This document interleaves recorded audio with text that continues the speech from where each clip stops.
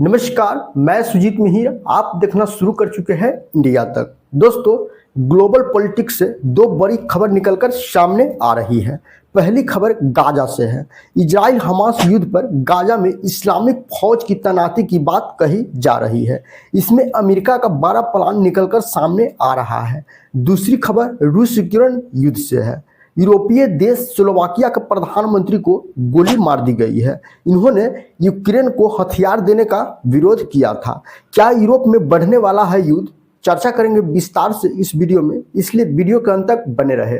अगर आप नए हैं तो चैनल को सब्सक्राइब करें और बेल आइकन को दबा लें ताकि हमारे आने वाले वीडियो पहुंचे सबसे पहले आप तक। तो चलिए वीडियो को शुरू करते हैं। यूरोपीय देश स्लोवाकिया के प्रधानमंत्री को एक पब्लिक मीटिंग के दौरान गोली मार दी गई है। फिलहाल उन्हें जख्मी हालात में अस्पताल में भर्ती कराया गया है। उनके ऊपर यह गोली तब चली जब रूस और यूक्रेन का युद्ध बढ़ रहा है। वह यूक्रेन को हथियार सप्लाई करने के खिलाफ थे।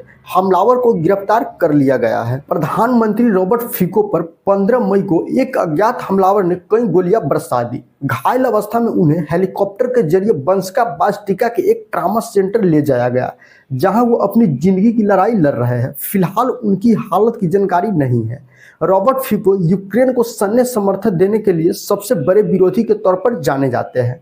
सुरक्षा बलों ने हमलावर को पकड़ लिया है, जिसके बारे में कुछ डिटेल निकलकर सामने आ रही है। हमला करने वाले शख्स की उम्र 71 साल बताई जा रही है। उसने अपनी लाइसेंसिंग बंदूक का इस्तेमाल गोलीबारी के लिए किया था। आइए चलते हैं दूसरी खबर की ओर। अमेरिका गाजा में अरब देशों की फौज की एंट्री कराने की कोशिश कर रहा है।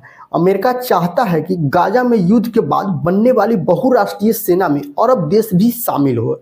इसके लिए अमेरिका अरब देशों को मना रहा है। पश्चिम और अरब अधिकारियों का कहना है कि मिस्र, संयुक्त अरब अमीरात और मोरक्को इस पहल पर विचार भी कर रहा है।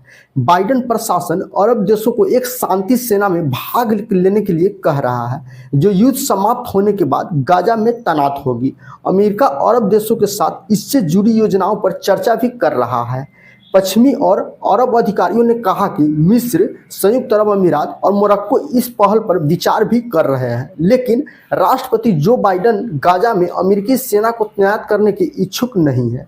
ये गाजा पर नियंत्रण रखने वाले हमास नेता याह्या सिनवार का क्षेत्र से पता साफ करने की कोशिश भी बताई जा रही है। एक पश्चिमी अधिकारी ने कहा, अरब देशों ने कहा कि इस फोर्स को अमेरिका के नेतृत्व में बनना चाहिए।